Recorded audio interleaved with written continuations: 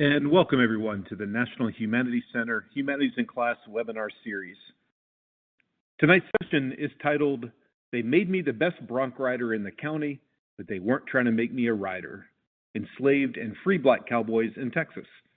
I'm joined by tonight's guest speaker, Ronald W. Davis II. He's in the Department of History at the University of Texas at Austin. Today is September the 15th, 2022. Hey, everybody. I want to welcome you back to the program. Thank you so much for joining us. Second time this week, and I see many familiar names and faces in the audience. On behalf of Meredith and Raven and Mike Williams, who's in the room tonight as well, I want to thank you for taking a time out from your planning and from your grading and from your anticipation of the weekend. We're, for most of you, probably just a few weeks into your school year. Maybe for others, maybe closer to a month, and you're likely hitting that academic rhythm and stride. And I know that the evenings are very precious for you. So our attempt and our goal is to bring you relevant and compelling information and content and discussion that you can use in your classroom, use in your teaching, and if nothing else, just be a more well-rounded and more informed educator as you have discussions with your students. In particular, as I look around the room tonight, I want to welcome and point out several of the folks who have joined us. Hey, Kay, it's nice that you joined Jewel tonight. I'm assuming that you guys are somehow related and together. You're in nearby Raleigh. Thank you for being here. Even closer is Naomi. Naomi's at the University of North Carolina. I'm here at my home in Chapel Hill, so Naomi, you must be somewhere near or somewhere in the same zip code. Wendy, it's always great to see you. Wendy was a member of our Teacher Advisory Council in the past, and she's in St. Paul, Minnesota. Annie, it's great to see you as well. You're in Richmond, Virginia, and representing one of our most prized partnerships with New American History, and I hope that you take time tonight to drop some links and some suggestions in the chat box as we move forward. Christy is in New York.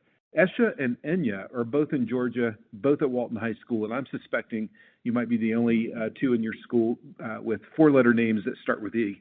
Thanks to both of you for joining us. As always, we have numerous teachers from LA. I'm so pleased that Southern California is showing up for our sessions. Allison Ray, thank you for being here. Lorena is at Palms Middle School. Esther is at Coldwater Elementary School. Hope, Hamza, thank you again for joining us. Please do share the links for registration with your colleagues and your departments. It's always great to see new faces while we welcome our loyal audience back to these weekly and sometimes bi-weekly programs. I often talk about the center in this portion of my introduction, and sometimes in sort of abstract terms, but I thought tonight what I'd do is unpeel probably one of the most recognized aspects of the center that our fellows report on as they conclude their fellowship year.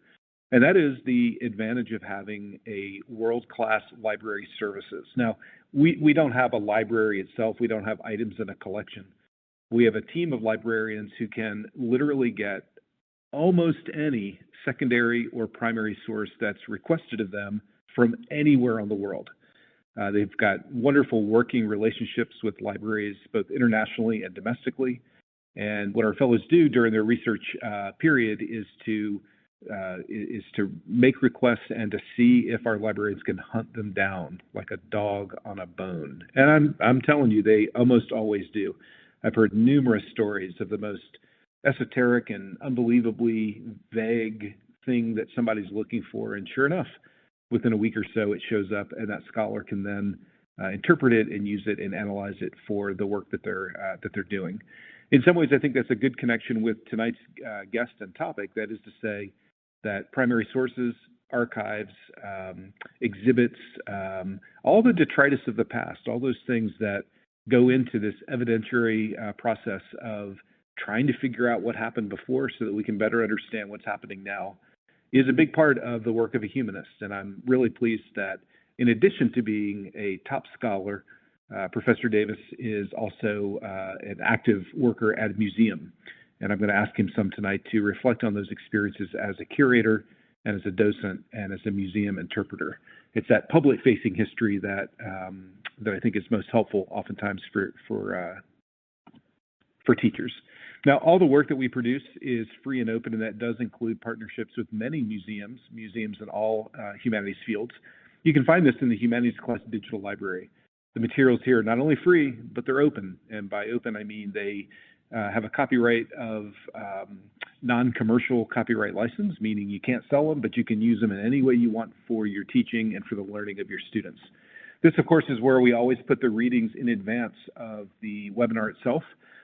Sundina, I was really glad to see in the chat box that you found the resources to be particularly helpful, and you noted that you had learned quite a bit about the misconceptions of cowboys and African-American cowboys. It's these readings that are helpful not only in advance of the webinar, but also I think as a way for you to reflect on what we discuss and what our guests bring to you. I do encourage you to join the group of the Humanities in Class webinar series, and you'll have access to these readings, also the recordings of our sessions at the conclusion, as well as the PowerPoint that I always add to the resource itself.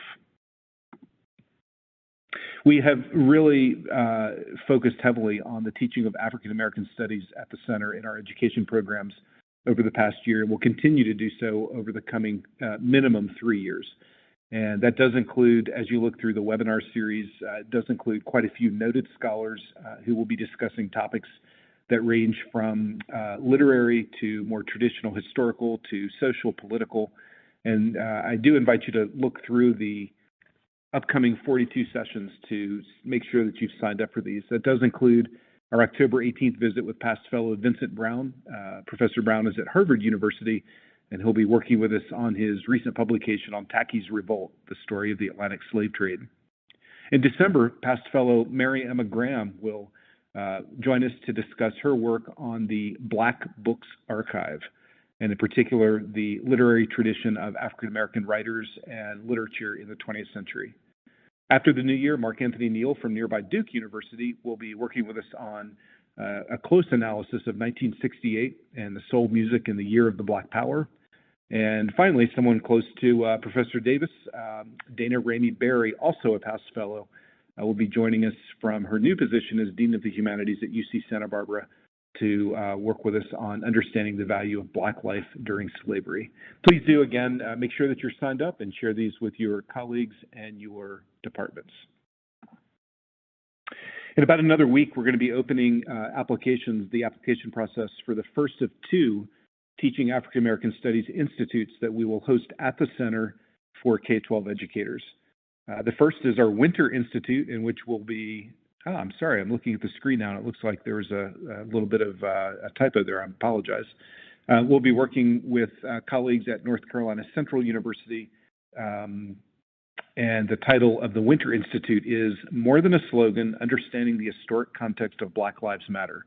You know, this is a ubiquitous slogan, Black Lives Matter, and we're going to explore not just the historical context of that slogan, but really try to focus on the same slogan with lowercase letters, Black Lives Matter, and to do so through self-determination, self-worth, through agency, and the individual actions of the 19th and 20th century. This will be a very strong interdisciplinary program, and we will be accepting applications to then choose 20 educators who will come to the center for a week in early February.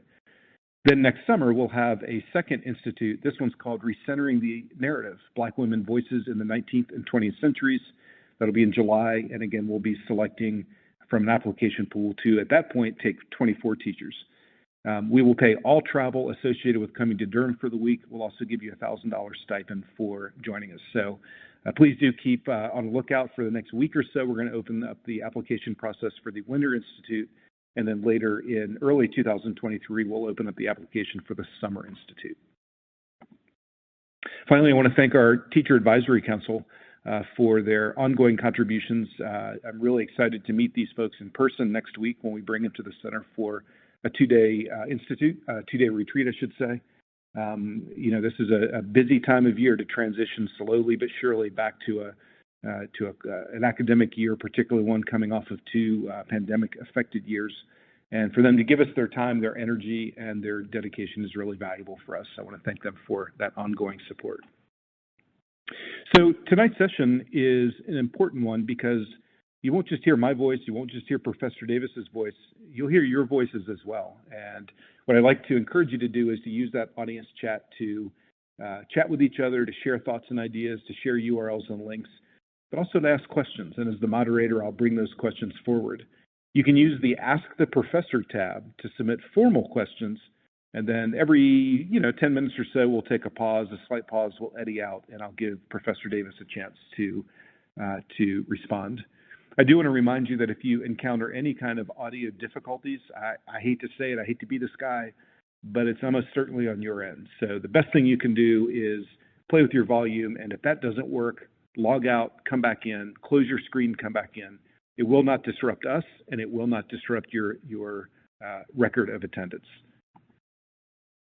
So once again, I want to welcome you to the webinar series. Tonight's session is titled, "They Made Me the Best Bronc Rider in the County, but They Weren't Trying to Make Me a Rider.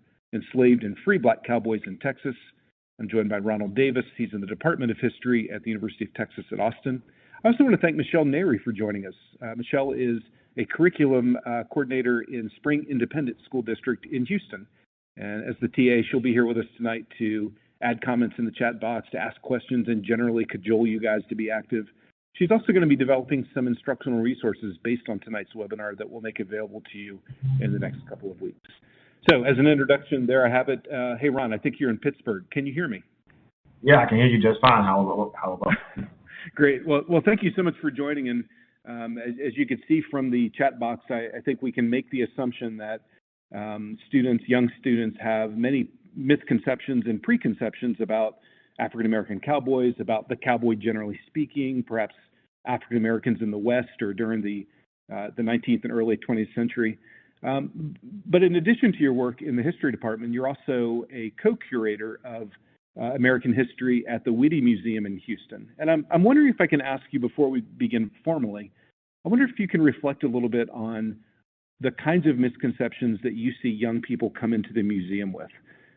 You must do an awful lot of unteaching when folks come in and they're surprised by the exhibits you put together. Yeah, recently, actually from last November to May of this year, we had an exhibit called Black Cowboys, an American Story. And that exhibit, it featured the voices of some of whom were formerly enslaved cowboys and black cowboys and cowgirls in Texas. And so that exhibit, just by being in existence, really addressed kind of that erasure that people are talking about, it really addressed the idea that the cowboy was white in a way that I think for many of the visitors, and by the way, we had about 70,000 people come through in that 6 months and see the exhibit. But it just really addressed for them that missing narrative of the West. And so we look to do more about Texas in the West and the Black presence in the West in the future. But the exhibit was interesting and partially because it was so Texas-centric. People were able to come in and see like cowboys that they knew. Cowboys that had trained them how to break horses, how to ride horses and rope. And it was just really something. It was really something for these black cowboys to come and see and experience for themselves, and to see themselves in the museum that beforehand had never done an exhibit that featured and black people exclusively. So it was something amazing to be a part of. That's a really important point to make. And, our educators, the folks in our audience, are very thoughtful and mindful about finding resources and finding bits of the narrative that allows their students and the conversations to see themselves in there. And so I think you pointing that out right at the beginning and framing tonight's conversation around that is probably a really key feature of what we'll discuss. Ron, thank you again for being here. I'm going to turn over the directions for the slideshow, the PowerPoint, I should say. You can advance these at your own pace. Again, I'll be bringing questions to you on occasion, but we're very much looking forward to this and appreciate you being here. Oh, thank you, Andy. I appreciate it. And I really appreciate everyone just coming tonight to learn about this research that we've done. I mean, I'm not the first person to do this. I stand on the shoulders of giants, people who have dedicated their lives to telling the stories of Black cowboys. So I just continue on in their work and appreciate you all for being here and taking the time out of your evenings. As we all know that this time of year is really busy. So I really am grateful, and I hope that I can just provide you all with some more information that you can bring back to your students that will help them to be more well-rounded students and people. And so with that, I'll get started. On August 8th, 1843, rancher and cattle driver William Berry Duncan was driving a herd of cattle from Liberty County in southeast Texas to New Orleans. At the end of what might have been a long day, he writes, that he stayed all night at Mr. Cripps. The purpose of this early cattle drive was to sell a herd of cattle for a profit in the region's largest city and cattle market, which is New Orleans. So Duncan's diary provides unique insight into the travails of driving cattle to market. Throughout the journal, we learn about other drivers en route to New Orleans, the cattlemen of Texas and Louisiana, and slavery.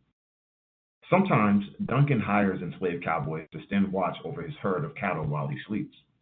Other times, he enlists the assistance of free and enslaved black cowboys to help him cross rivers or travel through treacherous Louisiana bayous.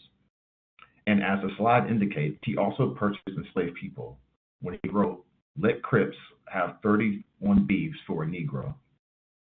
Not much is known about Mr. Cripps, the enslaved person Duncan purchased for 31 head of cattle.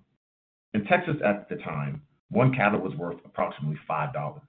However, during the 1840s, cattle sold in New Orleans and other parts of southern Louisiana for $9 on the low end and as high as $20 a head. About 2 weeks later, Duncan sold his remaining herd for $9 per head. So in 1840 the enslaved person now with Duncan was valued at $279, and this is during a recession. So what does this price tell us about this enslaved person? According to the work of Randolph Campbell in Empire for Slavery, enslaved children in their early teenage years were valued at about $350, and this is in 1844. This suggests that this enslaved person was fairly young, perhaps between the age of 10 and 13. Young enough, according to several enslaved cowboys, to have begun riding horses and taking care of herds of horses and cattle. In fact, many enslaved cowboys began riding as young as 5 or 6 years old. Some enslaved children were breaking horses by the time they were 10 years old. And for those of you who may not be familiar with this terminology, to break a horse is to take a wild horse and make it rideable for other people. Now, a scholar might or should wonder, what did Duncan see that made him interested in this enslaved child? Perhaps after arriving at Cripps's place, this nameless child assisted him bedding down the herd. Or maybe Duncan saw him riding on Cripps's property, managing his herd of cattle.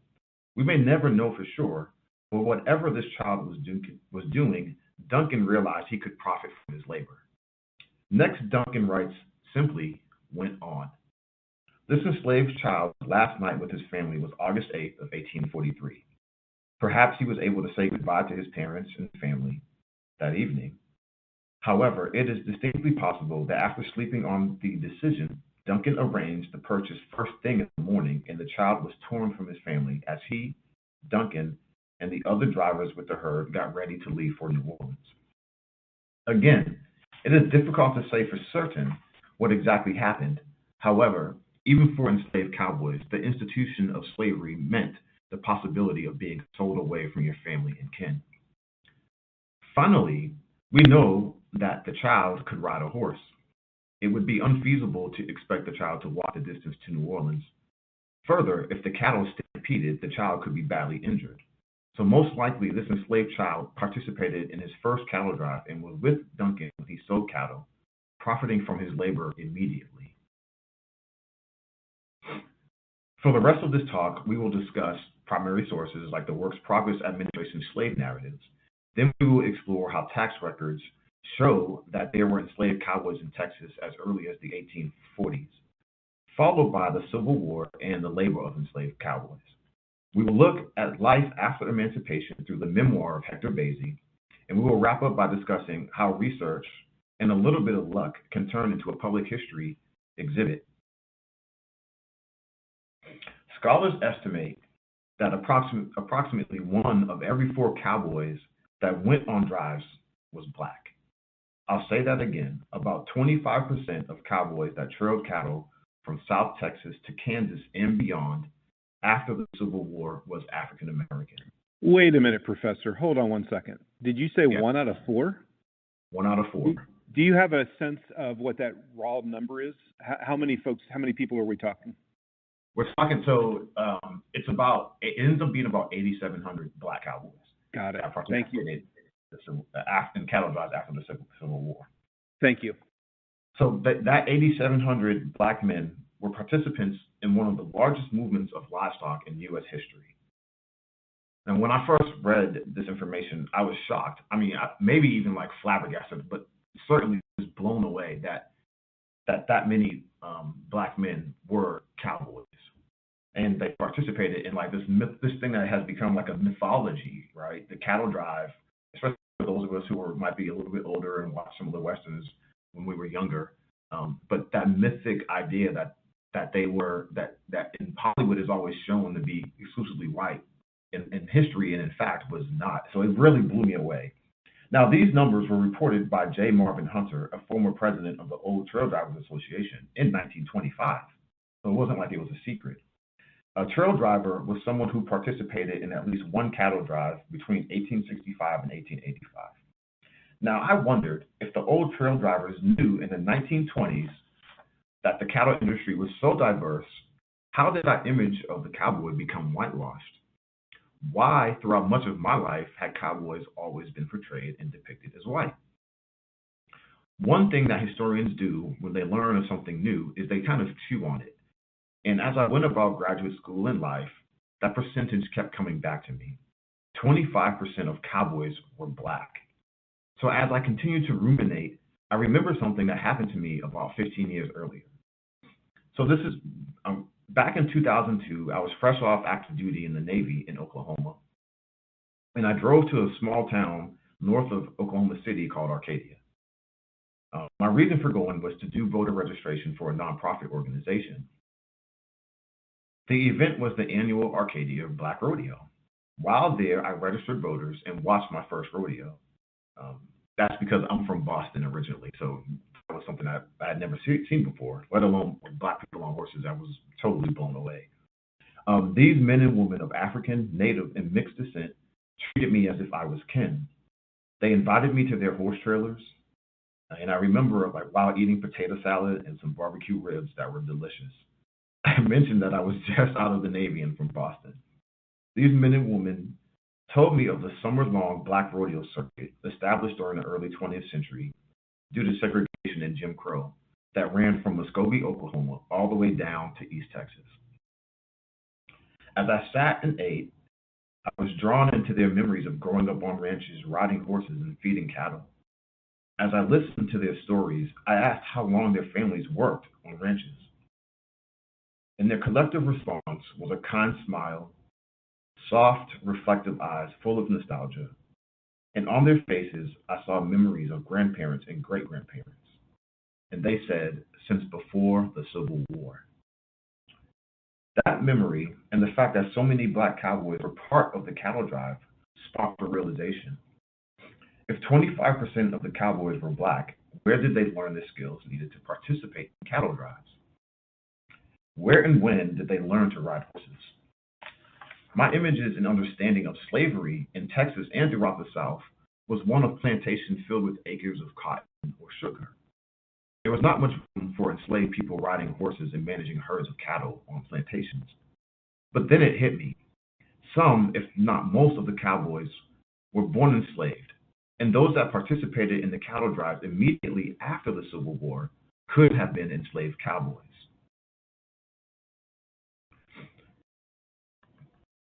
Now, with the possibility of enslaved cowboys existing, what was I to do next? It was time to research, but where should I begin? I was already familiar with the work of historians about slavery in Texas and the South, but I needed primary source evidence that black cowboys existed before the Civil War, and I hoped to find information from the perspective of the enslaved. Fortunately for researchers and educators, there is a collection of interviews of former slaves called Born in Slavery, Slave Narratives from the Federal Writers Project, 1936 to 1938. During the Great Depression of the 1930s, the federal government endeavored to put people back to work. One of the agencies created under President Roosevelt was the Works Progress Administration. And within the WPA was the Federal Writers Project, which aimed to provide employment to historians, teachers, writers, folklorists, and researchers. In the mid-1930s, the project began interviewing African American men and women who were born enslaved throughout the southern states. Much of this collection is digitized and available at the Library of Congress's website. It was there that I turned hoping to find interviews of former slaves in Texas that talked about horses, cattle, or any sort of livestock management. I'm glad that I did because there I met James Cape. He was probably born between the late 1820s to mid 1830s. His father was born in Africa and illegally transported to the American South after the United States banned the transatlantic slave trade in 1808. Cape grew up in southeast Texas, recalling that when I was old enough to sit on a horse, they learned me to ride tending horses. Here was my first piece of evidence that enslaved cowboys existed in Texas in as early as the 1830s. He tells us that he started riding and tending horses at a very young age, possibly between the age of 6 and 10. He remembered, the first work I remember is in riding horses and tending to the critters and horses on the ranch. So the critters are the cattle. Subsequent research would show he probably started riding closer to 6 because there are several accounts of enslaved children breaking horses as young as 10, but definitely by 13. I think maybe we could stop here if there are any questions. Andy? I'm here, Ron. I couldn't find my mute button. We've been in Zoom and online for so long, and I still let my mute button slip away. Thank you for taking that pause. And we actually do have a couple of questions that have come in, and this would be a good time to take them. By the way, to the audience, I did drop the direct link to the Library of Congress collection on Born to Slavery into the chat box, and I'll add it to the resource in the digital library. This first question comes from Lois. Lois is joining us from Grants Pass, Oregon, and she asks, did you use Alice Baumgartner's South to Freedom that explored an underground railroad went to the South? Was there a connection to Mexico and the enslaved cowboys? So I think I read Alice Baumgartner's book, and it's a really good book, and it provides some insight into, for me, enslaved people's desire for freedom and the lengths that they would go to achieve freedom, and the role that Mexico kind of played in that. One of the things that she says in there, I believe it's in the introduction, she says that the idea of an underground railroad in Texas may not be the best descriptor, right? The underground railroad that historians have written about for decades was really this organized network that helped people escape from the South. In Texas, one of the things that she really talks about is that there were probably nodes or places where people could find some help if they were lucky. But as far as an organized assistance where people like hide in the basement of churches and things of that nature, it doesn't seem like that was possible in Texas. And later on, here in a little bit, I'll talk about kind of some of the things that Mr. Cape experienced and some of the drives that he went on while he was enslaved. Fantastic, thank you. This next question comes from Simone. Simone is in nearby Youngsville, North Carolina. And she'd like to hear you talk a little bit about, and you can do this either cumulatively, meaning the percentages and the numbers that you quoted early, or perhaps even use an example or case study. But talk to us a little bit about what you called earlier cowgirls. Tell us about the gender breakdown here. So there are Black cowboys, African American cowboys. How many of them were men? How many were women? So I'm in the process of going through tax assessor records and really trying to come up with like a way to kind of suss out just the number of enslaved cowboys. But it's incredibly difficult because not everybody who was an enslaver kept a journal and said how many people were cowboys and how many people were not. So it's really difficult to say. And then in the tax assessor records, especially before Texas becomes a state, this is kind of some of the only ways that we have a formal way of identifying how many enslaved people there were in Texas, and it doesn't delineate between gender. So it's kind of hard to say. But scholar Debbie Lyles, one of the things that she argues in her dissertation on enslaved cowboys in North Central Texas is that because of the landscape there, it seems like it was very possible for there to have been enslaved cowgirls working on the ranches in North Central Texas by the 1850s and into the Civil War. So there is, at this point, like there's still so much work to do because there's not that much that's really been written on enslaved cowboys. And at least in detail. So we're still trying to figure out what those numbers and percentages might have been. Like just to figure out how many enslaved cowboys there were in Texas, we don't have a definitive number for that yet either. Thank you. One more question before we move on. Actually, two more questions. One just came in from Carolyn. Carolyn is curious if you can tell us the percentage of black cowboys do you estimate were enslaved versus free? So in Texas, in particular, there just weren't that many free black people. It wasn't a very hospitable place to free people of color. So the vast majority of black cowboys prior to the Civil War would have been enslaved. There was one family in particular that I know of, and they're called the Ashworths, and they were in East Texas, and they were some of the largest ranchers in their region in their time frame that they were had ranches and had a ranch in Texas. But that is one of the exceptions rather than the rule, should I say. And there were some things that happened that eventually they just kind of disappear from the records. We don't know what happened. There were some disagreements that ended up taking place, and which is pretty common, honestly, throughout the South for free blacks that were able to accumulate any sort of wealth. And so, I don't have any definitive information, and scholars, there are some people working on research on them. We're waiting for them to publish to find out more, but it's really difficult to say like what happened to them in particular. But the vast majority, especially in Texas, because it's such a small free black community, the vast majority would have been enslaved. Great. One more question, then we'll move on. This question goes to Christy. She's in Norman, Oklahoma. And Christy's wondering where and when the term cowboy originated. Is this a contemporary term, or did people in the 19th century use the term cowboy? There's a lot of debate. So colloquially, there's people who argue, at least in Texas, that the term cowboy was used to refer exclusively to black cowboys in the mid 19th century and on, until it became a little bit more popular. I don't have any evidence to support that in literature, so I cannot make that assertion, honestly. And some people will argue like these, and these are black cowboys who have spent generations in Texas, and they trace their families back to being enslaved cowboys. They have a more vernacular knowledge of the history, because like as a historian, I have to go with the evidence that I have available to me. I haven't seen that yet.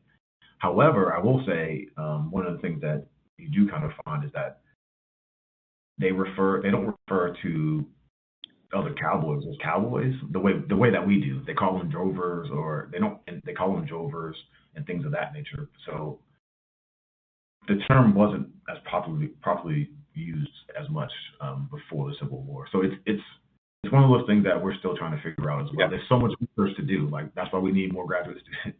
But I will bring up one scholar who wrote a book about South Carolina, colonial South Carolina, and in his work he talks about he makes this suggestion, because they were cowboys, two words, that he suggests that those men were early cowboys, that they tended cattle, but they weren't on horseback. They were tending in the kind of the English and African traditions of tending cattle from foot and penning them at night and those kinds of things. So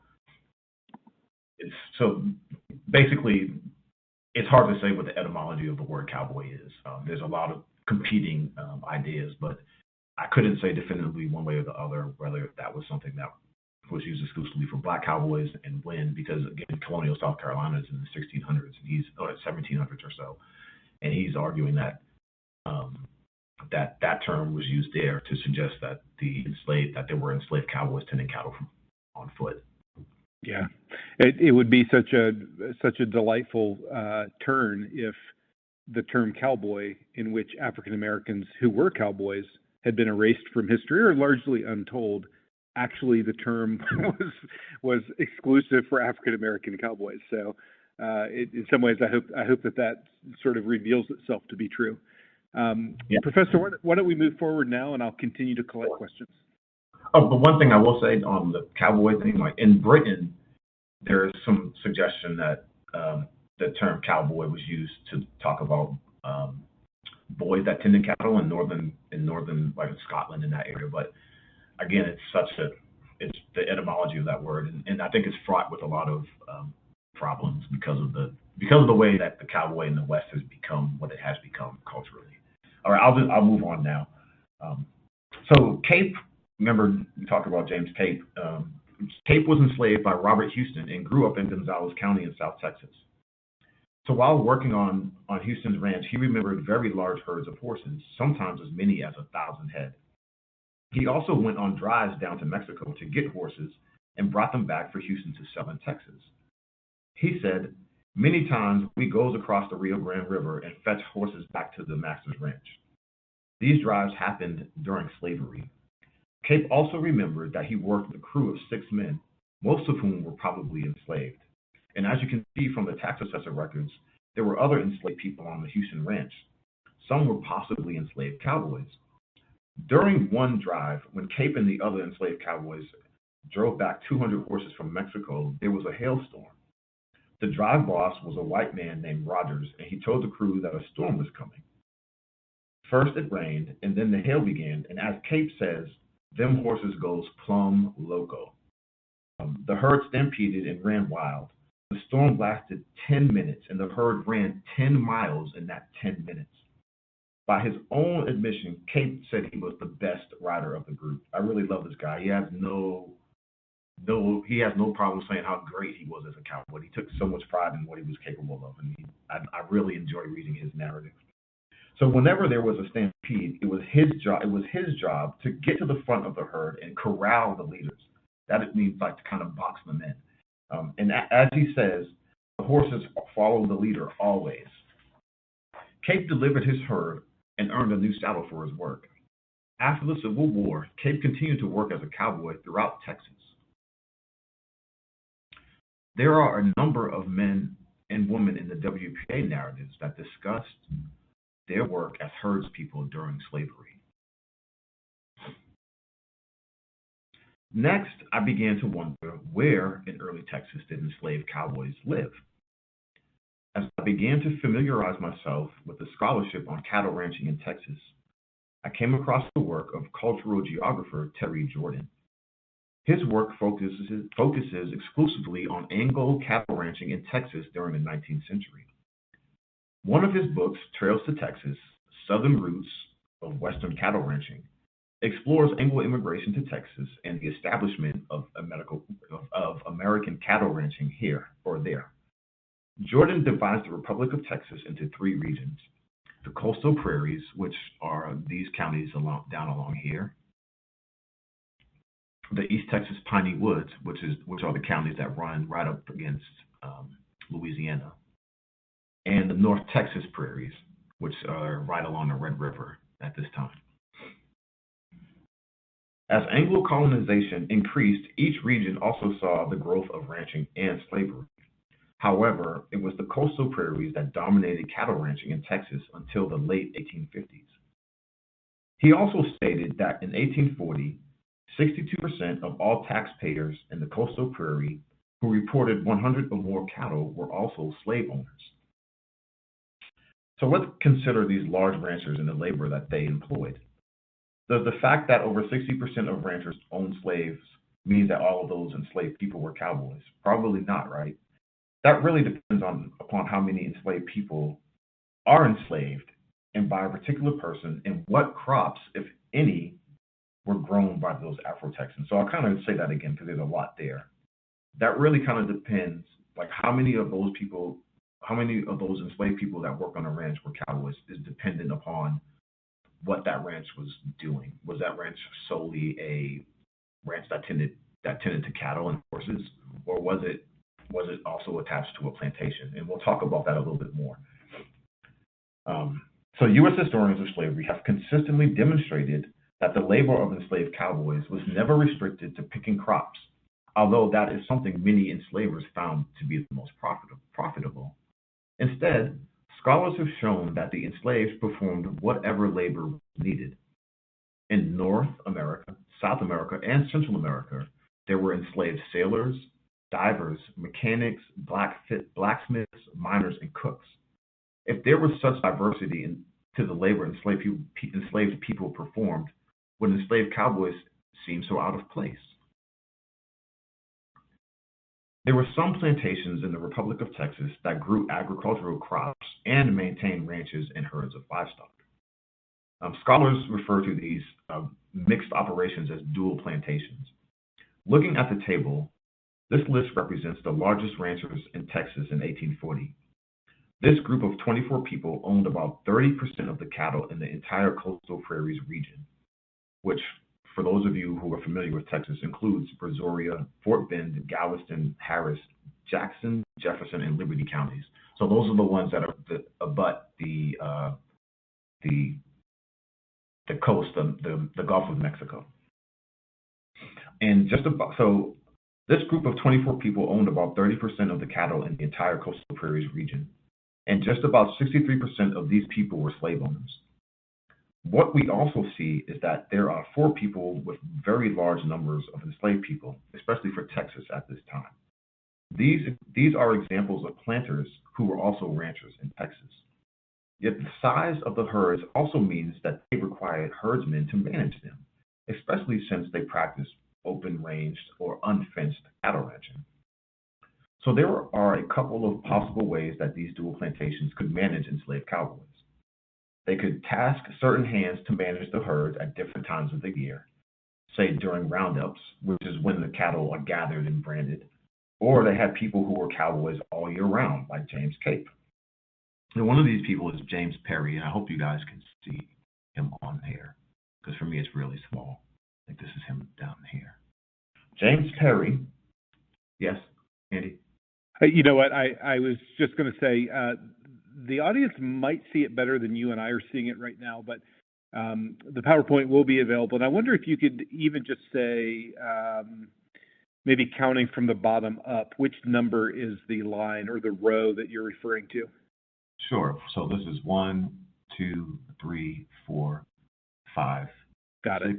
6, 8, 9. So this is James Perry here in Brazoria County. Yep, fantastic. Thank you. So let's see.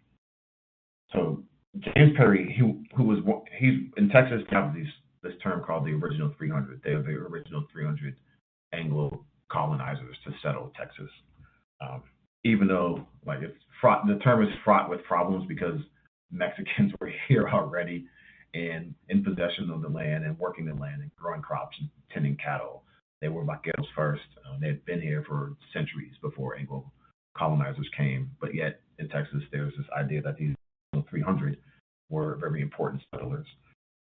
So James Perry was one of these original 300, and he became very wealthy off the labor of enslaved people that were forced to labor on his plantation, and he owned 525 head of cattle. So who managed his livestock? It's kind of challenging to say, but on several occasions, the Perry family sent 4 enslaved men, Ben, John, Need, and Bill, from their Peach Point plantation to their Chocolate Bayou ranch to tend the cattle. And this is out of the Perry plantation daybook. So this is their records that they wrote that they used to manage, to know what their enslaved people were doing. They were very meticulous. Perry and the Mexican also went with these enslaved men. He probably went to oversee the labor they performed. These men not only worked on Perry's plantation between the Brazos River and James Creek doing agricultural work, they also acquired the skills necessary to tend livestock and probably from horseback. So this is an example of a mixed plantation where some people had like an additional form of labor that they were required to perform. And so these 4 men, it looks from the daybook as if they spent part of the year, part of the time at the Chocolate Bayou Ranch, probably tending to the cattle, maybe branding, things of that nature. And then because of open range cattle ranching, the cattle almost become feral, so you cannot safely manage the cattle from foot, and that's why they were probably on horseback. Because the only way you'll be able to manage them is from horseback, because they will literally gore you. So just moving on, we also notice here, going back to the tax assessor records, we also notice that most enslavers did not have large numbers of enslaved. This smaller enslaved labor force, in conjunction with large herds, indicates that their primary responsibility was probably as cowboys, managing herds of horses and cattle. James Taylor White, who was called the first cattle king of Texas, was an enslaver and until his death in 1852, the largest rancher in Texas.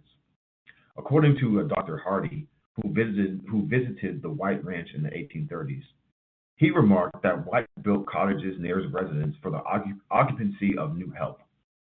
These were slave quarters. The enslaved on White's ranch did cultivate some crops, but they were for the people and livestock to consume. Most of the enslaved people on White's ranch were cowboys, and I hope you guys can see White on here. J.T. White, I think this is him up top. Oh no, he's at the very, very top. Again, because he was the largest. And you can see here that he had a relatively small slave labor force when you compare him to some of the, like James Perry, who was known primarily for growing cotton and then eventually sugar. This is relatively small, but he had enough horses and he had over 1,000 head of cattle. And like I think it's important to kind of stress, James Taylor White was called the first cattle king of Texas, and yet the fact that he used enslaved labor is almost never discussed, almost never talked about. So to continue on, by 1845, the percentage of large ranches grew significantly. There were 46 people with herds of over 500 head. 35 were enslavers. That is 76% of the largest ranches in Texas used enslaved labor on their ranches. So of the 14 ranches with over 1,000 head of cattle, all but 3 were enslavers. That means almost 80% of the largest ranchers relied on enslaved labor to manage their herds of livestock. Again, almost 80% of the largest ranchers in Texas in 1845, which is people don't even consider like that this is the birth of Texas's cattle ranching at this time.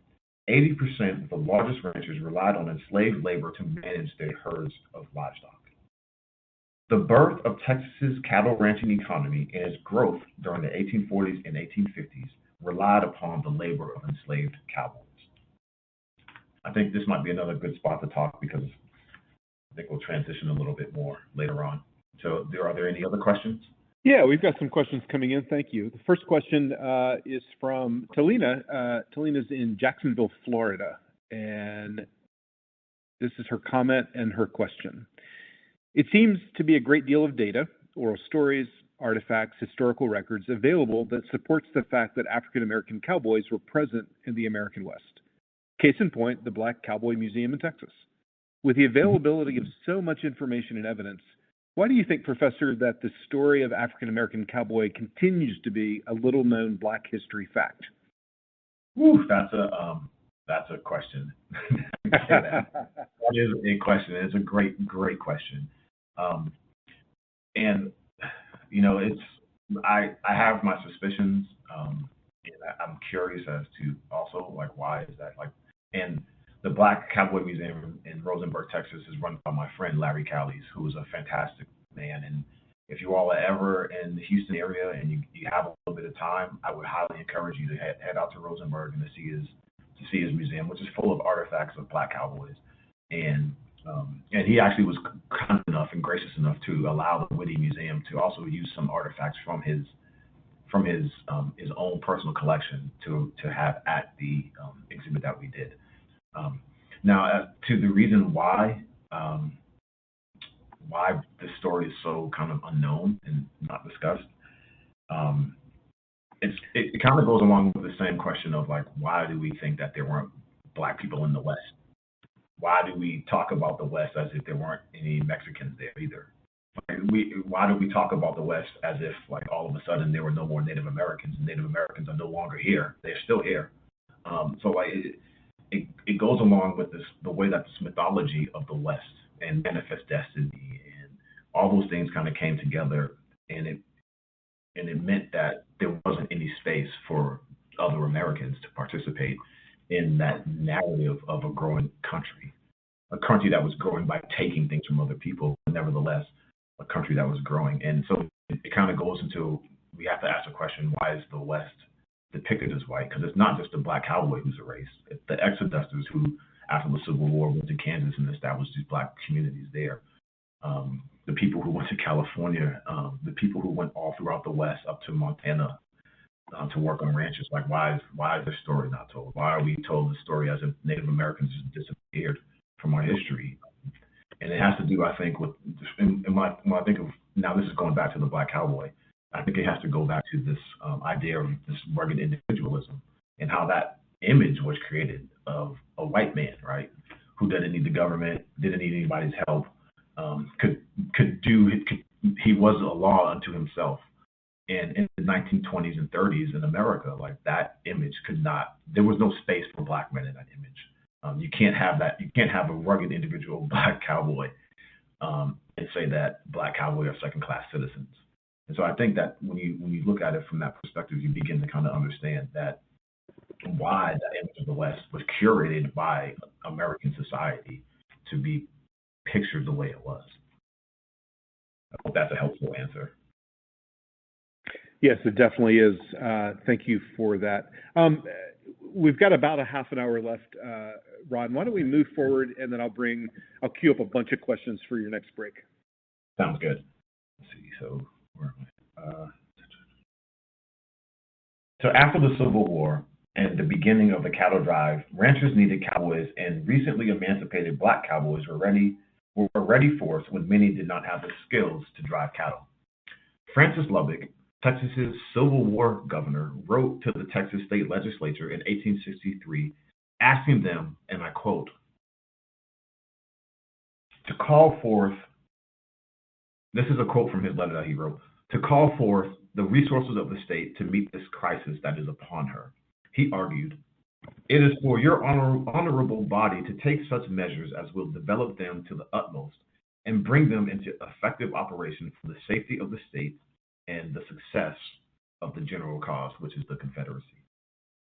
Lubbock believes that every man, regardless of class, or every white man, regardless of class, must pick up arms and defend the Confederacy. He wrote, the swarms of men engaged in profitable business on their own account, who are exempted from or avoid military service upon one pretext or another, the thousands occupied in driving teams and cattle for the government and government contractors, must be placed in their respective companies and replaced with Negroes.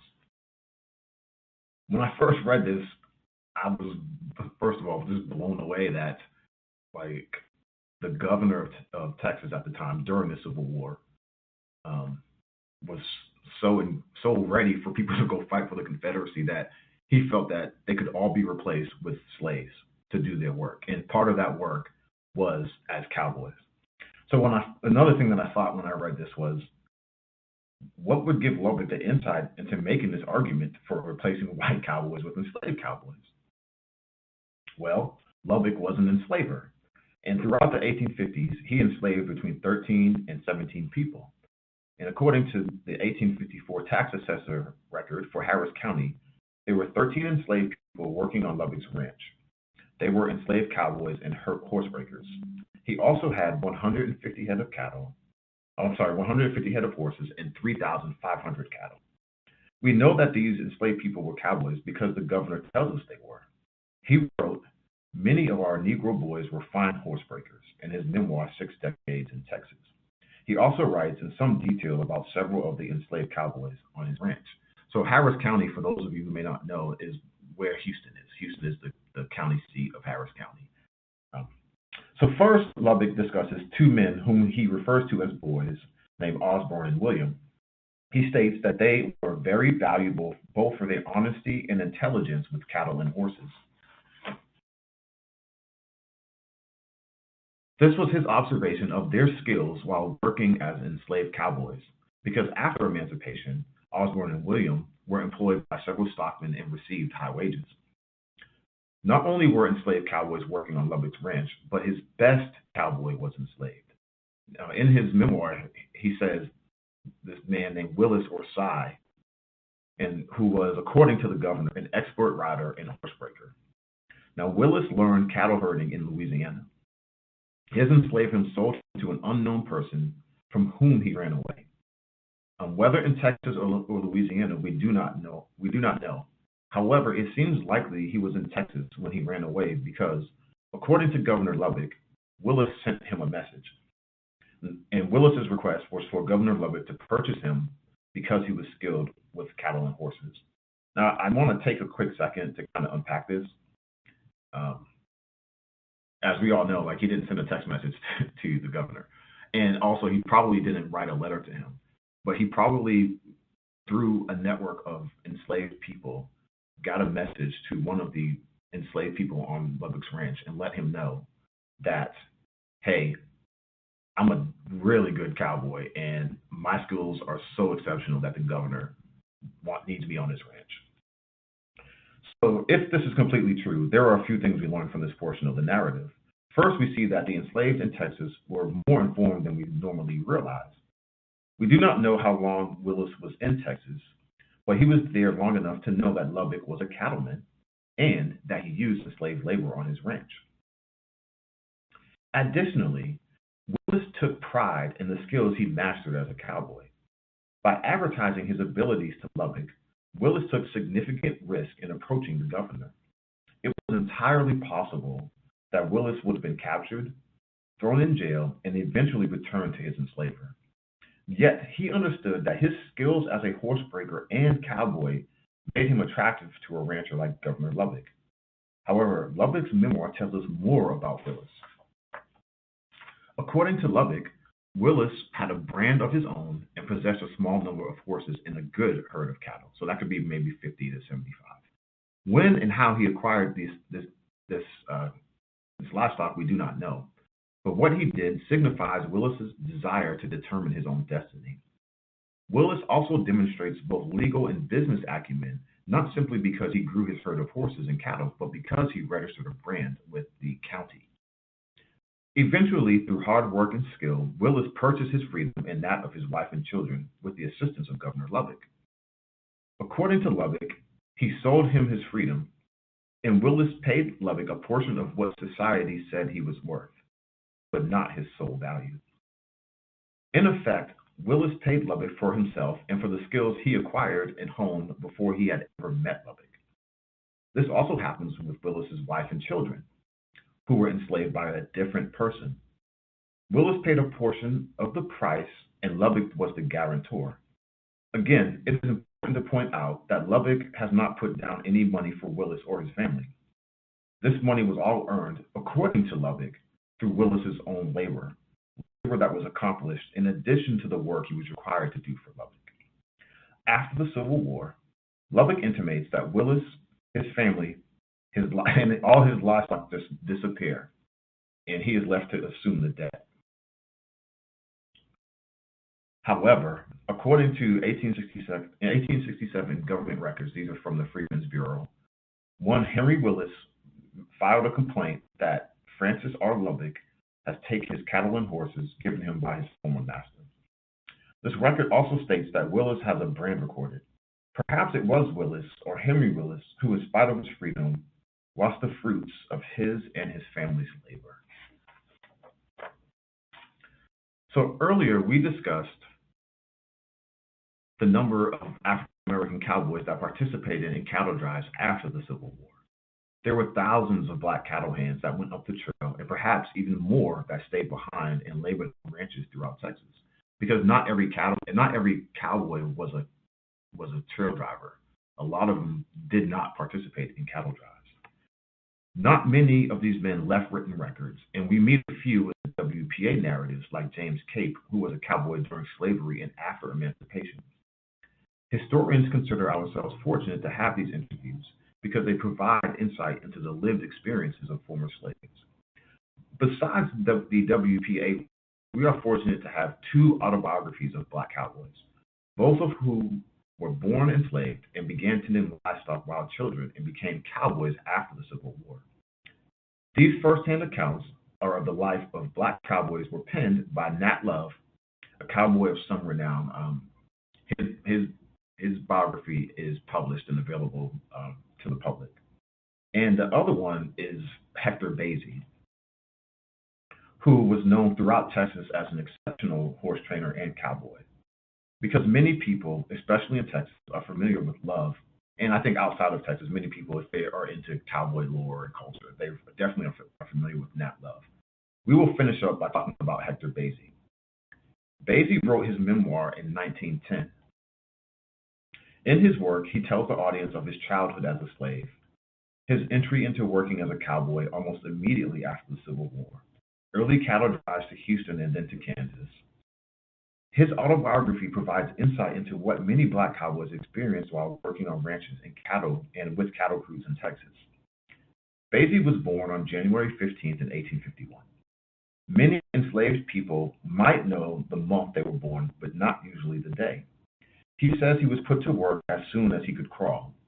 After briefly discussing his childhood and how he fell in love with cattle, he discusses some of his early experiences as a cowboy. While some people in the mid-20th century and after argued that black cowboys did not experience racism or discrimination while working on ranches during the height of the cattle drive, that doesn't match the words of cowboys like Jim Perry, who said he was denied promotions because he was black. Basie says he was often treated fairly by white ranchers and cowboys, but throughout his memoir, he describes numerous experiences of outright racism when trading horses and discrimination while working on cattle drives. One story Basie tells provides particular insight into how black cowboys possibly experienced racism while taking cattle to Kansas and beyond. Basie had a brother who was also a cowboy. He remembered that they were working in Burleson County, which I think is north central Texas, and trailing cattle across a river when his brother drowned.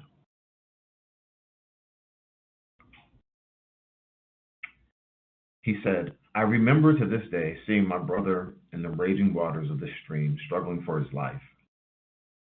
I knew how to swim, and so did he, but he was sucked under by a strong current and carried away, and never did I see him again." Now, he was clearly grieving for his brother, and he carried out the pain of that loss for decades. Yet, he was forced to manage his grief alone. As he states, at that time, the death of an N-word was a small matter, and so no one mourned his loss except me, and I was wise enough to keep my grief to myself. In this brief story, we see how black cowboys experienced racism even on the cattle trail. They may have received the same pay, although not exactly equal to what cowboys received. The cattle drives and ranches were not segregated, and for the most part, black and white cowboys slept around the same fire and ate the same food. Yet, black cowboys were often expected to stand extra night watches and smooth out difficult horses before breakfast, so that white cowboys had a comfortable start to their day. Or they experienced the loss of a friend or black cowboy or family member and were forced to mourn their deaths alone. I think we can probably stop there because I'm going to wrap up with talking about the exhibit. Great. Fantastic. We do have a bunch of questions that have come in. Ron, thank you for taking a break. The first question comes from Gregory. Gregory is in Phoenix, Arizona, and he's wondering if you can comment on why Nat Love, who is, I think, universally recognized, and I use that term loosely, of course. I mean, but Nat Love is one of those figures that has been sort of pointed at as a way to be inclusive across the country. I think in the Southeast, we've certainly heard of Nat Love. Many curricula probably Why did Nat Love kind of reach this iconic status when other black cowboys did not? I think a lot of it is because he published his autobiography, and so he was able. I mean, he was a damn good cowboy. His reputation for being able to ride and break horses and shoot is pretty spectacular. And of course, he says that of himself as well in his autobiography about how good he was. And so I think because he was able to publish his exploits and experiences, it's a little bit easier to track. But I think when you read his autobiography critically, you really see a person who understood what slavery was. He had no positive things to say about the institution of slavery. Absolutely none. And he talked about working with other Black cowboys and what that was like in his autobiography. So I think I actually wonder how closely sometimes people have read it, because when I see them talk about Nat Love, they don't really engage with that aspect of what he wrote. But for that reason, Nat Love is pretty well known, whereas so many others are not. Great, thank you. A moment ago, Professor, you were reading a primary source, and Seth, who is located in Knoxville, Tennessee, noticed that you said N-word rather than read the primary source. The question, I'm going to paraphrase this, Seth, so you can correct me or make some additions if you like. But talk to us a little bit about your both personal and professional choices when you're teaching or working with material that does have offensive language. As a museum curator, as an historian, as an educator, both at the undergraduate level and perhaps in other circumstances, how do you personally make the choices to handle that kind of language? So for me, I spent, as a historian, like we spend a lot of time with those sources, and you really kind of begin to like live with that person. And you begin to like, they almost become a part of who you are, because you spend so much time reading the sources over and over and over again. And when Hector Basie, in this particular instance, uses the N-word, he uses it for a reason, because he wants people to understand how painful it was. Now, for me, I choose not to use it because I don't think you need it to understand the gravity of that situation. And in many cases, knowing that the word is there is enough to. It doesn't add anything to our understanding of what the source is talking about. And also, like as an African American who's been called that word, it's also painful to have to read it, right? I spent, there's a part of my life where I dealt with a number of racist encounters, and where I was called that, and told a lot of negative things, just not because I couldn't do things, but because I'm Black. And so I also don't use it because I don't want the word to have that power over other people. And there may be other people in the audience or students in the classroom who have gone through those experiences. And so I'm cognizant of what that word also means to them and what their experiences may or may not be. And so instead of, reusing a word that to them maybe means something quite terrible, I think it's more appropriate and professional and compassionate to line it out. Yeah, I couldn't agree with you more. We did a webinar last spring with a professor named Scott Saul, who is at UC Berkeley, and his work focuses, he's a biographer of Richard Pryor, and really looks at the ways that humor in the 1970s was used to undercut social injustice and to really put a spotlight on many of the things that we struggle with as a society. And he made a really eloquent point as he was discussing this very same question in his webinar, that there's no value to some kind of historic simulation where you read it because it was written that would override the points you just made, and that in fact there's just no justification for using it out loud, breathing air into that word the way that some people make that argument, but it's just not a valid one. So I appreciate you being vulnerable about that. Yeah. One more question, a little bit more lighthearted. This comes from Rachel in Reno, Nevada. Hey, Rachel wants to know what you thought of the Netflix movie Harder They Fall. I haven't finished it, and I'm so ashamed to say it. I am revising my dissertation, and like that's what I do right now. Like watching TV is something I do as I fall asleep, and so I started watching it. For me, it was incredibly violent, and I'm okay. Like I'm okay with. Like I know that it was violent and whatnot. I made it about a third of the way through, and in that aspect, it wasn't like characteristic of the West, and it wasn't characteristic of cowboys. One of my friends is Bruce Shackelford, who's an amazing historian of just like Western folklore and things of that nature. And him and I were having this conversation one day about the idea that cowboys just like carried 6-shooters on their hips and while they're tending cattle and stuff, and they're on cattle drives. And one of the things that he says is like that just wasn't something that cowboys did. And the reason why is like, let's say there's a stampede and and the stampede is like hectic event. Like it's even hard to describe accurately.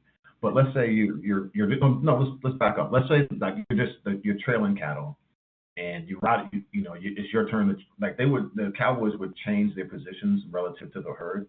And so let's say the guy comes and relieves you, and you're moving to another part of the herd, and so you kind of pick up the pace, and your 6-shooter falls out your hip, right? They didn't have safeties on those back in the day, and it goes off. Well, then you just cause a stampede, and now 5,000 head of cattle are freaking flying across the open prairies on their way up to Oklahoma and Kansas, and then maybe maybe you lose some cattle, maybe a cowboy dies because of whatever happens. So cowboys just didn't carry guns with them, like just on the cattle trail. They were kept in the chuck wagon, which is the chuck wagon is the wagon that was where the cook was at. And so they were kept there. And if there was trouble ahead, the cowboys would go and get their guns if they needed them. But it wasn't something they carried with them all the time. The idea that go ahead. No, I'm sorry. Go ahead, please. And so there wasn't this wanton violence in the West as it's portrayed in the films. There were some violent places, and much like Navy sailor towns, when guys come off of their cattle drives, they have money and they want to drink. And so sometimes there's that kind of violence, but the idea that people were just shooting up stores and I think it just really gets overblown. But it's certainly entertaining, and so I think that's why we see it so much. Yeah, absolutely, and you're right. It's these kinds of myths become what we think to be history. They're really not, of course, but this notion that the rugged, independent cowboy always had a firearm on his hip and carried a rifle slung over his horse's side. It plays into so many conversations around the debate over gun control today. This kind of mythologized past that just really wasn't the way it was. So I appreciate you pointing that out. I'll tell you what, Ron, let's go through your last section and then we'll take final questions before we conclude. Sounds great. Okay. So this is hard history, but it's necessary to understand both the past and the present. The history we've just discussed challenges America's conception of itself. For far too long, the image of the cowboy has been equated with white masculinity. It is an iconic and some might say quintessentially American image. Yet we've seen that the popular image of the West is in fact a myth. The cowboy was multicultural, and the experience of the cowboy was not monolithic. I realized really quickly that this research could not remain in the towers of academia, but needed to be shared with Texans and Americans of all stripes. But how does this research turn into public history? But more specifically, how does it become an exhibit at a museum? Sometimes things happen as a confluence of events, and at other times, what feels like luck can bring people together to create something new. In reality, preparation and research are the most important aspects of public history. Good public history is based upon detailed analysis and copious amounts of research. One must be thoroughly versed in the historiography, which historiography is the conversation that historians have had in the past through their published writings and books about a particular topic. Not just of your own specific field, but lines of inquiry that are adjacent to your research, but necessary to understand the wider relationship between, say, cattle ranching, slavery, and manifest destiny. Each sentence written or item displayed is the result of years of research and reading. But I'm going to kind of go off a little bit here because I just kind of want to talk about how this exhibit came to be and what it means for museums as an institution of learning and disseminators of information. This exhibit. So the staff at the Whitty Museum is they're really doing their best to kind of push the edges of how we talk about history. And so they have wanted to do an exhibit on Black cowboys for a while, but there's not a lot of scholars on enslaved cowboys in particular. And so what ended up happening was one woman was at a committee meeting and another older woman was there, and I guess she had mentioned that this one woman, her name is Miss Aronetta Pierce, had mentioned to my advisor. My advisor is Dr. Berry, and I do have to say, you guys are in for a treat when she what she presents, because I tell you, she's really trained me in how to read sources and how to operate from a place of fairness and compassion and empathy when you're writing about enslaved people. So I may have to come to that one myself because I'm such a fan of hers. But her mother was at a meeting with Aranetta Pierce, and they were talking about, Miss Pierce had said, I want to do an exhibit on Black cowboys. I would like to see this museum do one. And lo and behold, Dr. Berry's mother said, well, my daughter has a student who's writing a dissertation on enslaved and free Black cowboys. And so that was how we connected. Now, Miss Pierce had been, she's been on the steering committee of the museum.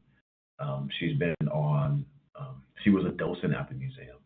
She's been active with the Whitty Museum for decades. And one of the things I think is important to consider is that even though she has been active and she's friends with almost everybody in the Whitty staff, she was still very nervous to present this idea. She was concerned that the museum would not want to do the exhibit. And I think that's because even though she has these personal relationships, we still have to battle with the systemic racism that a lot of these institutions represent. And it was one of those things where I saw it kind of firsthand. Like, even though she was friends with these people, the institution of the museum made her nervous about presenting an idea. And she was on the steering committee of not just this exhibit, but of the museum.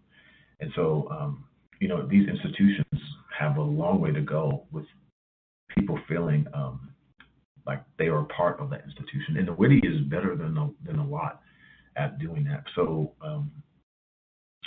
I say all that to say that one of the things, as educators, you have these museums, and they are supposed to be resources for you all to use. And that's one of the things that we try to do. We're doing a set of professional development for teachers in northeastern San Antonio, where they're coming to us from throughout that independent school district, and we're going to spend 5 or 6 hours with them going over how do you analyze a primary source, how do you analyze a saddle, how do you analyze these different things that people use, and so that they can take that stuff back to their classroom and use it when they're teaching. And so museums are kind of resources for those kinds of things, right? They have the scholars, they have the historians available to do that. And so I might get in trouble here, but I would ask you guys to reach out to your museums, reach out to your Black History museums, reach out to your museums, and if there are things that are part of your curriculum that you're going to talk about, here's an opportunity to maybe you don't get the actual object itself, but a lot of times they will have substitute ones that are available just for kids and students to use. And here's an opportunity to take a set of spurs, right, that may have belonged to a Black cowboy, and let the kids in the class hold that piece of history and engage with it. And what does it mean for those there's a whole conversation. So one of the things that we're doing at the Whitty Museum is to try to be more accessible in that regard, just for teachers, so that they can take this information that we have readily available for them and take it back to their classrooms and help them to just not just teach their students history, but to help their students experience the history. That is myself, Dr. Berry, and Ms. Pierce is in the middle. And we just really worked hard with the staff. And one of the things that came out of those conversations with the steering committee in particular was one of the things that I learned was that that steering committee was majority African American, and we had to engage with them at what they understood about slavery, about what Black cowboys were, and it was just such a wonderful conversation. But what it really did was it gave them ownership of the exhibit, and giving them that ownership of the exhibit made them full participants in it. And so that when the night that the exhibit opened and we had our special dinner and everything, there were about 400 or 500 people from the community that showed up. And it was one of the largest evening events that the Whitty had for the opening of such a, the exhibit itself it's only about 2,500 square feet. It's not really, really big, but it's so packed with information. But for that exhibit, it was such a place for African Americans in San Antonio and Texas to come and to find themselves in the museum, which is something that is missing in so many museums. That the people were just so pleased. And in fact, one of the things that it inspired high school students throughout San Antonio to create their own paintings. And now some of those paintings are hanging up in a part of the exhibit. So like there's just so many ways that these museums and doing public history can really both affect change, but also help us to educate. And also help us to educate our students, which is what we're all aiming to do. This is an image of Joanna July, who is like a character when she talks about her growing up in Texas and what it was like to grow up in Texas, and like how she would like ride horses and break horses and all this kind of stuff. This was amazing, and this is an example of a cowgirl. I believe she learned how to ride horses she was never enslaved, if I remember that correctly. These are Angora chaps, and if you remember, there was a picture of Hector Basie. These Angora chaps are not Hector Basie's Angora chaps, and this is a way that like museums are trying to make available the history. Right, we don't have Hector Basie's Angora chaps because Hector Basie used those chaps so he couldn't use them anymore. Right, like most working class people don't save their clothes, their work clothes. They use them until they have to get in a new pair, then they throw them away, especially in this period. But we were able to take a set of Angora chaps that were really similar to his and allow people to see what those chaps look like. This is the main exhibit hall, and each one of these stands in the middle is a person's story in their own words. Right? We didn't tell them what to say. We allowed them to represent themselves through their own words. And I think that also made a big, big difference for the people who experienced the exhibit, to see that these people in their own words to talk about themselves and to be remembered and memorialized in such a way that allowed them to come alive again in a way. And so I really thank you all for this opportunity. We have a few minutes. I think I ended on time, which is amazing for a historian. So hand it back over to you, Andy. Yeah, thanks so much. We do have some questions that we will bring forward as we conclude tonight's session. I want to remind the audience you can continue to add formal questions, though, to the Ask the Professor tab. A couple of questions about the museum exhibit itself. Carolyn, who's in, I believe, Southern California, is curious if this is a traveling exhibit. Do you make it available to other museums to also display? Yeah, we are. We are working on it traveling to right now. There's a couple of museums in Texas and Oklahoma. We don't have any contract signed, so I can't say which ones. And then, by all means, like if you guys have museums in your towns and you think that it's something that you want to see there, you can always reach out to the museum and say, "Hey, I heard about this exhibit, Black Cowboys: An American Story, and I think we should try to get it here because it would be great for our community." So you can always do that. But we're trying to get it to travel, and so we have a couple of places right now. I just can't say because we don't. Sure. We don't have the legal stuff taken care of. Yeah, that makes total sense. This next question actually comes from another Carolyn, although this one is located in Colorado. She'd like to know if there's a digital component to this exhibit. Is there something that our educators can find online? Not as of yet. I think once we start to get it traveling, we're going to try to do a few more things to make some stuff more accessible online. But at the moment, there's not too much digitally available. Okay, great. This question comes from James. James is definitely in Los Angeles. James is wondering he's referring back to something you mentioned earlier in tonight's presentation. He's wondering what the difference in prices between cattle that Black and white cowboys sold would be. I haven't seen anything like that. I think maybe you're asking what did they experience, like economic discrimination? I think maybe. Exactly. Yeah. I haven't seen. So okay, so there's a couple of ways to kind of look at that question. Like Hector Basie talks about one time he was going to sell, I think about 50 head of horses, and a white man stops him and tries to claim that they weren't his and that he stole them. And so, but like the only way Hector Basie, Mr. Basie, got his horses back was because there was another white man who could stand like proxy and surety and say that those were his horses. But because otherwise he could have lost them. So there, but I have yet to see. I mean, it wouldn't surprise me certainly if something like that happened, but I haven't seen anything that would suggest that Black Cowboys selling the cattle at a different price. But I will say, it seems like Black Cowboys, the white Cowboys, cattle crews got the same pay, but the Black Cowboys were often expected to do extra work. So like in the mornings, and this is stories not just from Black Cowboys, but also from white Cowboys. They talk about how, Black Cowboys were expected to they call it to off a horse. But what that means is like some horses, they just don't like to be rode, even if they've been broken.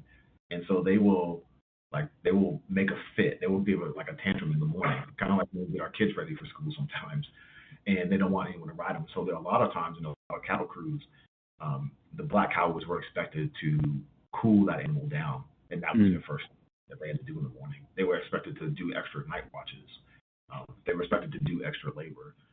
So like when you take into account like the additional duties that they had that Black Cowboys didn't, you can make an argument that they weren't actually paid the same for the same thing. Right. Great, thank you. This question comes from Ed in Brown County, Indiana, just south of Indianapolis, and he's wondering if you could talk a little bit about how, as an historian, someone who's trained to read narrative, to read text, to do closed reading on a wide variety of primary sources, how do you approach using data? You shared several charts of the data that you've collected, the numbers that tell a story. Tell us how you've transitioned to identifying and interpreting data as you tell narrative. Yeah, it's hard. It's really hard because it's hard in the sense that it's very tedious labor. Like going through tax assessor records is like line by line, taking that information and putting it into an Excel file, line by line, and then using like Excel formulas to calculate different things and ratios and trying to make sure you're doing that correctly. And but you use that data because, and scholars of slavery, like one of the ways that when the early scholars of Southern slavery were saying that slavery wasn't profitable, later on in the 60s and 70s, scholars crunched the numbers and said no, slavery was profitable, and they had to do it by using the data. And so historians have always used data to demonstrate, especially when they're making a new argument about a particular part or aspect of American history. They've always had to use the data to show, the numbers bear out that, these large ranchers were using enslaved labor on their plantation, on their ranches. And so, you have to, but you can't make that argument about, enslaved people being important laborers in the birth of Texas cattle ranching without the data to back it up. And because of the nature of dealing with slavery and the voices of the enslaved, we just don't have a lot of their words available. So you're mixing the data from that you've gathered over years, and you're mixing that with the narratives that are told, or with Lubbock's explanation of Willis, and you're taking all that together to say, hey, this is why we can make this argument about enslaved cowboys being in Texas since the Republic of Texas, since Texas was Tejas and Anglo immigration or colonization came to the region. Yeah, thank you.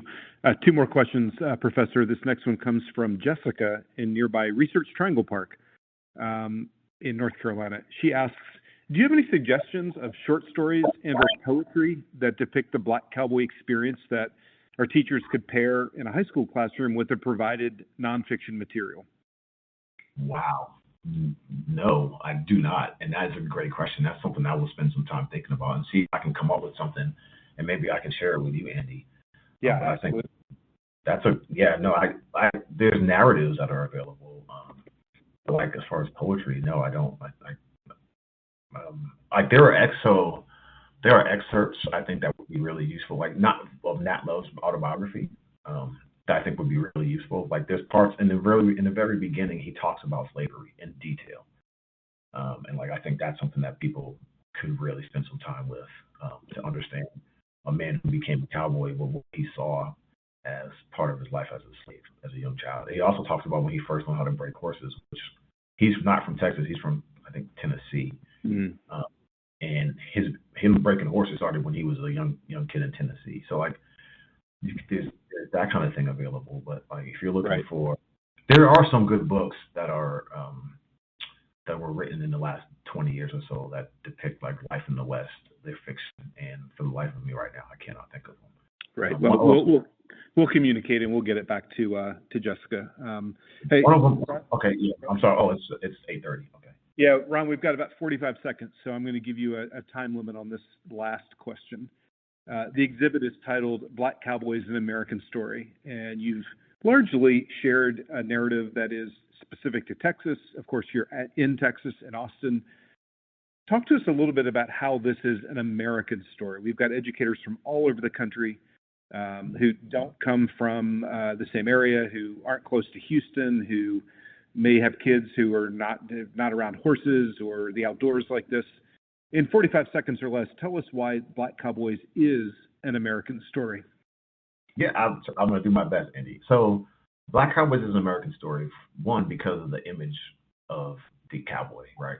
And so the desire of this exhibit in my research is to just destroy and demolish that myth of what a cowboy was and what it means to be like an American in a way, because of what it means, because of what the image of the cowboy means for American culture in general.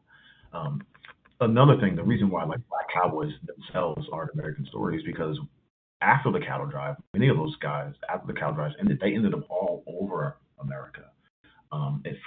Some of them, I think, even as far as Montana. And you see the remnants of that, of like some of those cattle clubs that you see like in Compton and Philly and different places. And so that's a remnant of those people during Black migration out of the South, bringing with them their culture to places like L.A. Or some of those people were from Oklahoma and then bringing that history to those regions. So that's why it's an American story.